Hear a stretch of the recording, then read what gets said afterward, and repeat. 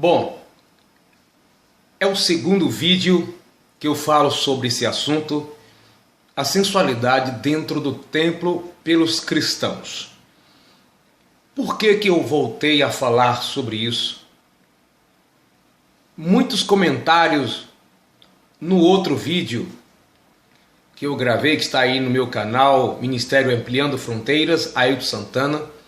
Muitos comentários eu li, foi analisado, e isso me trouxe à disposição de falar novamente sobre esse assunto, a segunda edição. Agora, o que eu quero falar com vocês é o seguinte: baseado naquilo que está sendo comentado, um vídeo mais visto no YouTube, na minha página, no meu canal, de interesse das pessoas aprenderem. E uma das coisas que me preocupou foi o seguinte: uma pessoa cristã disse que não tinha coragem de levar o seu esposo, que é muito bom para ela, levar o seu esposo à igreja para cultuar com ela, ele não é crente, por causa da vergonha que ela tem pela vestimenta que a igreja onde ela está, as mulheres se vestem. Bom, esta irmã não está sozinha, isso está geral. Pela graça de Deus, é me dada a oportunidade de, às vezes ir às igrejas, ministérios diferentes, pregar a palavra do Senhor. E essa queixa, essa reclamação, por causa disso, é muito crescente. E esta conduta que está se tornando vergonhoso na igreja evangélica, pessoas descrentes estão comentando no vídeo a respeito disso, as pessoas estão achando um absurdo. Está sendo em primeiro lugar esse tipo de defeito naquilo que se trata do visual, daquilo que é concreto. Se anda na rua, as pessoas estão ruins dentro do templo, não respeitam o lugar que está, não respeitam as pessoas, as crianças. Os pastores nos púlpitos têm que ficar de cabeça levantada para cima, olhando para o teto, ou olhando para o chão, ou de olho fechado, naqueles lugares onde a igreja, as mulheres, casadas ou solteiras, não importa, se senta dirigida ou virada para o púlpito. Em algumas igrejas estão colocando um banco falso, porque já não dá mais para sentar virado para as mulheres, isso em sua maioria nas igrejas evangélicas. Então, isso é muito triste, porque nós falamos de santidade, de exemplo, e as pessoas gostariam que nós fôssemos pelo menos exemplos. Isso não quer dizer que eu sou mais salvo ou menos salvo, as pessoas que vestem com roupa comprida, porque tem gente que a roupa é comprida, mas vive com o coração sensual também. Sabemos que tem homens que não aguentam ver uma mulher, que ele fica levando para o outro lado. Mas o que acontece hoje está sendo considerado uma provocação. Mas de quem é a culpa? Primeiro começa isso na estrutura familiar. Pais que deveriam cuidar dessa situação, auxiliando ao seu pastor a cuidar dessa área, para não envergonhar o evangelho, e muitos pais até defendem a vestimenta que a sua esposa usa e que as filhas dele também usam. Quando chega na igreja, fica muito difícil para um pastor estar se intrometendo nessa área, quando os pais não se incomodam com este comportamento. Segundo lugar, os pastores, muitos deles também têm uma parcela de culpa, porque eles dizem que não quer falar sobre isso, porque é o Espírito Santo que faz a obra e que constrange muito quando fala sobre esse assunto. Mas isso não é verdade, sabe por quê? Porque o Espírito Santo também faz a obra, levando as pessoas a dizimar, ser ofertante, trabalhar, fazer várias outras coisas. E essas outras coisas nós temos a coragem de falar e combater. Por exemplo, falar de dinheiro numa igreja traz muito constrangimento de visitante, até mesmo para a comunidade local. Porque os pastores eles têm coragem de falar sobre isso. Não deveria deixar para o Espírito Santo fazer a obra, mas isso é conveniente a eles. Boa parte dos líderes, não todos, eles não falam, até porque as próprias filhas são as primeiras a andar com roupa de meretrices ou de meretrício, mulheres que vivem na zona da prostituição. Porque o que nós estamos vendo é um comportamento muito parecido com aquele que antigamente só as prostitutas usavam. E a filha usando, a esposa usando, o que ele vai dizer? Sendo assim, é um assunto que não é de uso e costume, está a indecência fere a doutrina, não os usos e costumes da igreja.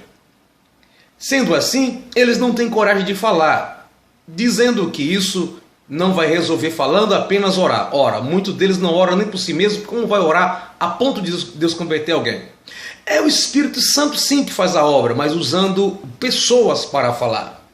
Eles não falam porque não têm coragem, porque isso mexe numa casta demoníaca quando se trata da indecência, porque se tornou uma estrutura, um trono de Satanás estabelecido no mundo espiritual, em que qualquer liderança sabe que quando se trata da indecência, quando eles vão falar, tem um levante terrível, inclusive dos maridos, noivos e namorados e das próprias mulheres que se comporta dessa forma tão feia, que está cheia nossos cultos e congregações. Não estou dizendo ímpio, porque o ímpio ele tem respeito quando ele vai na igreja evangélica. Já observou que o ímpio, quando vai na igreja, ele imagina que lá é diferente, que deveria ser? Ele chega lá, talvez não parecido com o crente, mas se comporta o máximo dentro dos seus limites de entendimento. Mas nós nos comportamos de maneira tal que o ímpio volta escandalizado. Alguns dizem, eu não volto mais aqui, porque aqui, se for para vir aqui, eu prefiro continuar sem vir, porque não tem diferença para as pessoas da rua. E isso é uma verdade na maioria dos casos. Então, amados irmãos, é muito preocupante. Eu acho que cada um tem que fazer sua parte. Cada pai tem que fazer sua parte, não esperar isso só pelo pastor. O pastor, assim como tem coragem de pedir dinheiro, de falar, de maltratar, de bater em outras áreas, deveria combater essa pouca vergonha. Uma das culpas também que os pastores têm é saber que pessoas com esse comportamento na igreja, e elas têm funções. Elas pregam, cantam lá na frente, dirigem, trabalham, regem grupos específicos, fica em porta como porteiro ou porteira da igreja, pessoas que têm uma função estabelecida na congregação. Isso, quando acontece, para as pessoas que estão visitando, elas entendem que foi liberado. Então, quem é a culpa? Do líder. Inclusive, nesse vídeo que fala sobre sensualidade, no outro vídeo, a maioria das pessoas culpa os líderes, porque eles fecham os olhos e não falam do assunto, mas fala de outros. A questão não é constranger, é coragem de enfrentar o mal. Porque de outras coisas que nos interessam, as pessoas gostando ou não gostando, a gente fala. Mas disso a gente não fala. E quando fala, são uma forma meio de criticar, de dar indireta, que muitos fingem que não entendeu e outros não entendeu mesmo, porque é apenas palavras soltas. Eu estou dizendo isso no mundo inteiro, ou melhor, pelo menos aqui no Brasil, pelo menos no nosso país, nas capitais, nas metrópoles, principalmente as igrejas evangélicas do Sul, está dando o que falar neste comportamento.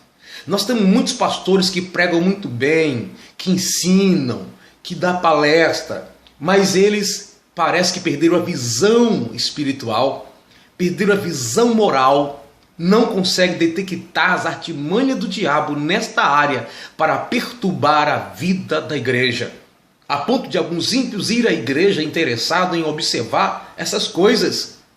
Antigamente alguns não gostariam de ir porque achavam que a igreja é muito quadrada, que a igreja quer dizer muito santa, tudo bem, às vezes a gente exagerava, mas hoje o exagero é a ponto de atrair os olhares de cristão.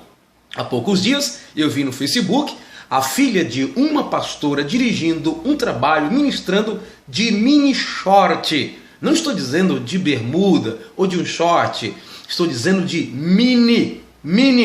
E esta mulher, ou seja, a pastora, defendeu a moça que estava na direção. Estou falando do que eu vi no Facebook, e chamando as pessoas de religiosa, enfim, de hipócrita, porque estava criticando aquele comportamento. Veja o nível que a gente chegou moral. Isso é muito feio, isso é muito baixo. Então a igreja precisa orar e agir. É para isso que eu gravei esse próximo vídeo. Pastores, Vamos, estou falando vamos porque eu também falo, mas eu não sou pastor, eu sou apenas um presbítero da Assembleia de Deus aqui em Sorocaba. Mas eu fico pensando, assim como a gente tem coragem de falar de outras coisas, vamos tratar dessa área, porque está se tornando vergonhoso. A gente que está nos bastidores, a gente que conversa com as pessoas, crente e descrente. Gente, a Assembleia de Deus, por exemplo, antigamente falava das outras denominações de comunidade e outros como Portas Abertas e Igreja Mundana. E hoje como é que nós estamos? A ponto de algumas pessoas das nossas igrejas, Assembleia de Deus, ir frequentar em outras igrejas e sofrer rejeição àquelas igrejas que a gente chamava de mundana. Eu falo isso e tenho vergonha do que estou falando. Porque às vezes eu vou pregar em outra denominação, em outras igrejas, que às vezes a gente não concorda com algumas coisas, mas pelo menos as pessoas têm postura, compostura, as pessoas têm respeito. Não é só uma questão religiosa, isso também é um problema social, é um problema cultural. A corrupção está deteriorando os corações e a gente chega aos lugares e a gente fica vendo essas coisas a ponto dos ímpios comentarem dizendo: eu não esperava que o cristão se comportaria desse jeito. Então nós, como servo de Deus, precisamos tomar muito cuidado, porque o Espírito Santo habita em nós e como o templo do Espírito Santo, a Bíblia diz que devemos glorificar a Deus tanto no nosso corpo como no nosso espírito. Nosso corpo e nosso espírito, os quais pertencem a Deus. Não é só espírito, nosso lado espiritual, como nosso corpo. Primeira carta de Paulo aos Coríntios, capítulo 6, a partir do 19. Pertencemos a Deus. Vamos nos comportar como filhos de Deus, como diz o apóstolo Paulo em Efésios, capítulo 5. Sede imitadores de Deus como filhos amados. Deus não faz nada para que seu nome seja zombado. Mas muitas vezes nós dizemos que não temos vergonha do Evangelho, mas o Evangelho está tendo vergonha de nós. Que nós possamos ter o temor do Senhor. Busque a face do Senhor. Vamos juntos fazer a diferença. Deus abençoe.